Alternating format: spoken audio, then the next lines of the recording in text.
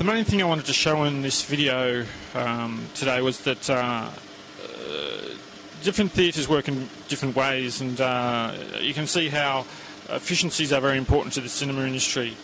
In bigger complexes and the big chain companies, like this one, this is only a single theatre, independent but quite large, but in a big chains it's even more so, more standardisation across the theatre, equipment, etc., all pretty much the same. So it's less to maintain, less knowledge transfer, etc. This is why I want to point this out, because I'm basically a DCI technician, and I've been working in the cinema industry for a while, but I'm trying to bring it into digital future, and the future of cinema is very much going to be affected by how efficient we can get these big bioboxes running. And currently it's quite honed to a very fine art. It's quite common to have a single biobox with 10 screens running with one single projectionist in these bigger chains, because as you can see, profitability with these bigger chains is all about efficiencies, and the reduction in staff is a very big thing. Now DCI could possibly also reduce staff even more, and that's one area that I'm doing a lot of development and testing and in.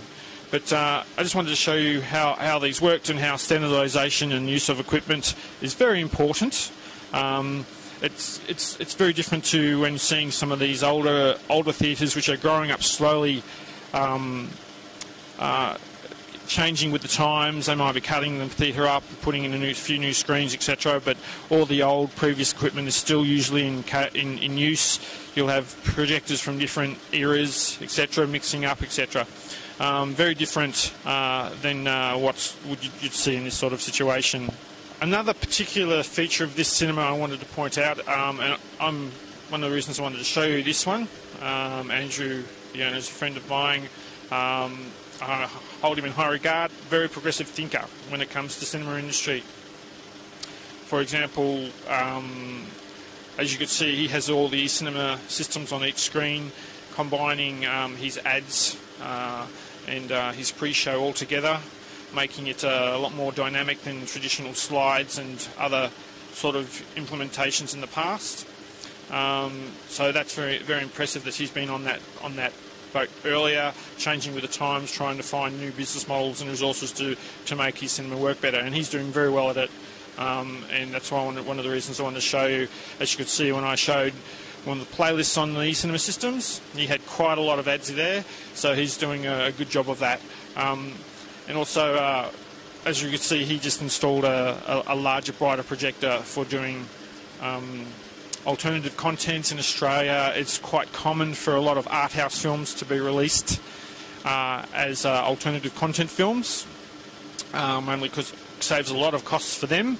Of course, prints cost over here about $2,500 to $3,000 a print, so even if you're doing 10 prints for 10 cinemas, that's still $30,000 on a small art house film. So you can go down to do distribution for $5,000 to $5,000, and you could ramp that up with minimal costs, with hard drives going around to a lot of locations in Australia.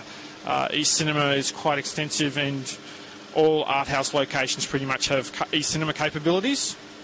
The big chains are still waiting and hedging their bets, putting the money towards the Any Day Now DCI and VPF coming through. I'm not sure when that'll come through, but they're all looking forward to that. But yes, but that doesn't stop the march on of digital content in other forms, and alternative is one of those. Each cinema usually has background music as well. Up here, basically situated in the middle of the biobox, is the system for generating the background music for all the open areas downstairs, ticket area, etc., and the hallways which lead up to the theatres. Here, let's have a quick close-up look at the Cinemechanicas used in this cinema. These will be basically the same on every screen in this complex. As I said before, they like to standardise, so all parts, and if there's something goes wrong, it's more likely they'll have parts to fix them, or they can easily move things. But what I wanted to show you here was basically the sound heads. You'll see two red lights coming off from here. One of these is the Dolby Digital, as you can see here with a Dolby Digital sound sign here. And under it is the typical SR.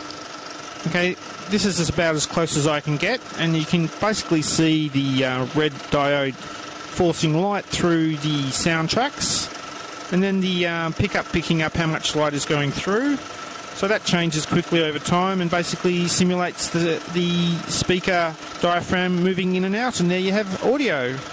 And that's how Dolby SR works. You can probably see it a little bit better here. You can see the sort of blue lines flashing as the projector flashes. And finally, we want to have a quick look at this thing here. You can see that spiral, that screw-in thing sort of going up to very close to the film. That is actually how the automation detects what's called silver tape, or the cue points on the film. They actually stick a bit of silver tape onto the film. Sometimes you can actually see it flying by as the credits start, a quick flash of a black frame, because that piece of tape is seen on the screen, and this little detector here detects that piece of tape, usually when the credits start, etc. And that makes the automation jump to the next part of the automation.